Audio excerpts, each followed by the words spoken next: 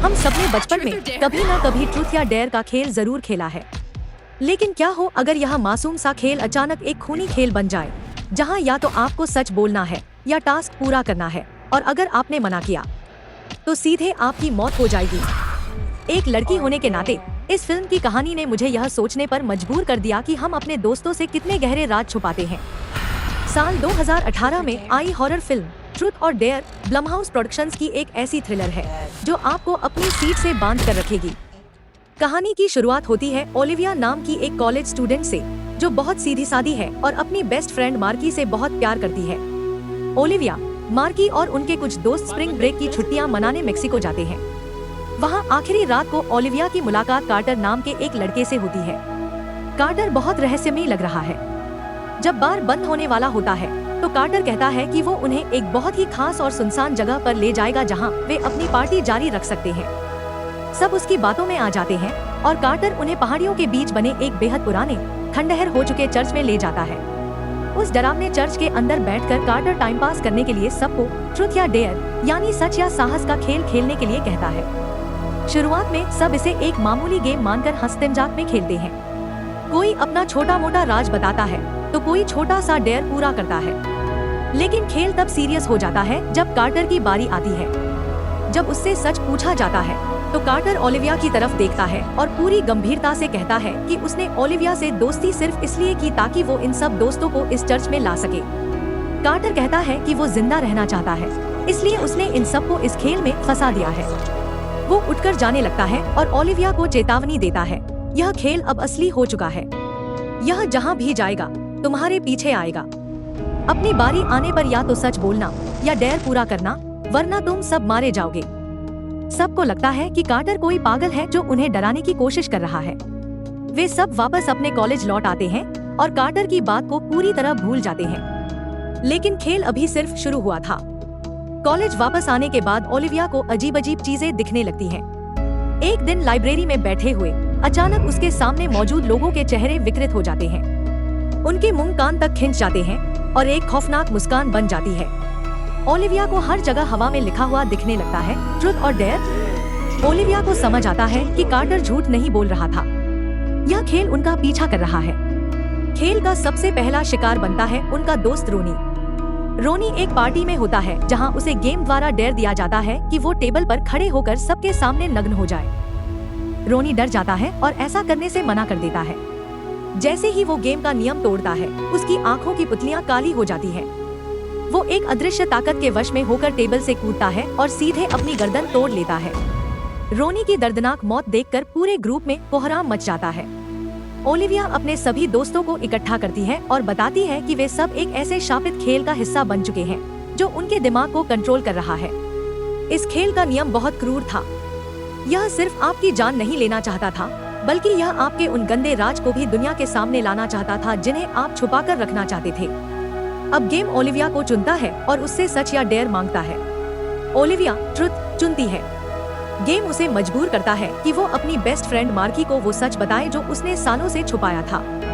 Olivia रोते हुए marquee को बताती है कि मार्की का बॉयफ्रेंड लुकास मार्की से ज्यादा ओलिविया को पसंद करता है।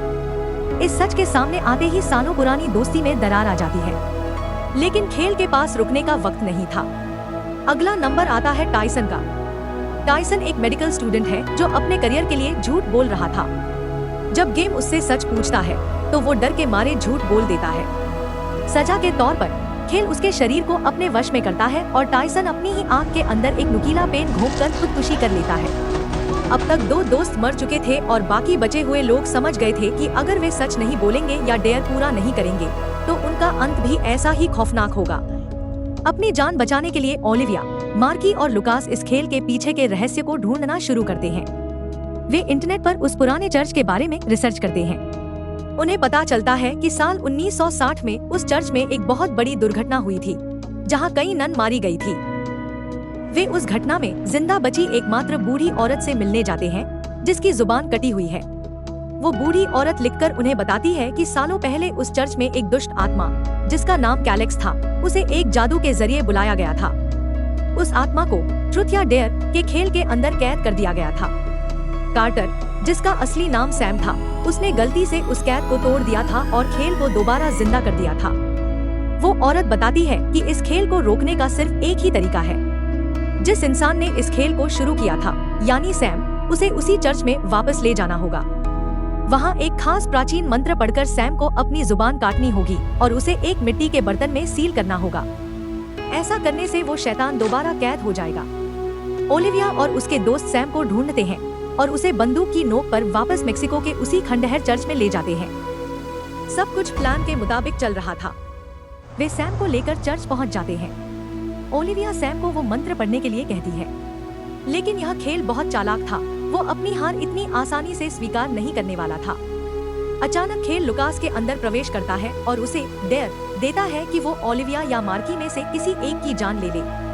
लुकास दोनों लड़कियों से प्यार करता था, इसलिए वो ऐसा करने से साफ मना कर देता है। खेल उसके शरीर पर कब्जा करता है और लुकास तड़पते हुए अपनी ही जान दे देता है। इसी अफरातफरी में जब सैम अपनी जुबान काटने के लिए चाकू उठाता है तो खेल सैम की बारी ला देता है। सैम को डेयर मिलता है कि वो खुद को मार ले। इससे पहले कि सैम मंत्र पूरा कर पाता, वो खुद को चाकू मार लेता है और वहीं ढेर हो जाता है। अब स्थिति पूरी तरह से नियंत्रण से बाहर हो चुकी थी। सैम मर चुका था, जिसका मतलब था कि इस खेल को हमेशा के लिए बंद करने का जो एकमात्र तरीका था, वो हमेशा के लिए खत्म हो गया। अब सिर्फ दो लड़कियां बची थी, ओलिविया और मार्की, और खेल उनके सामने खड़ा था। सैम की मौत के बाद ओलिविया की बारी आती है। खेल ओलिविया से पूछता है ट्रुथ और डेयर। ओलिविया समझदारी दिखाते हुए कहती है कि वो ट्रुथ चुनेगी। वो खेल से ही सवाल करती है कि इस खेल को जीतने का क्या तरीका है।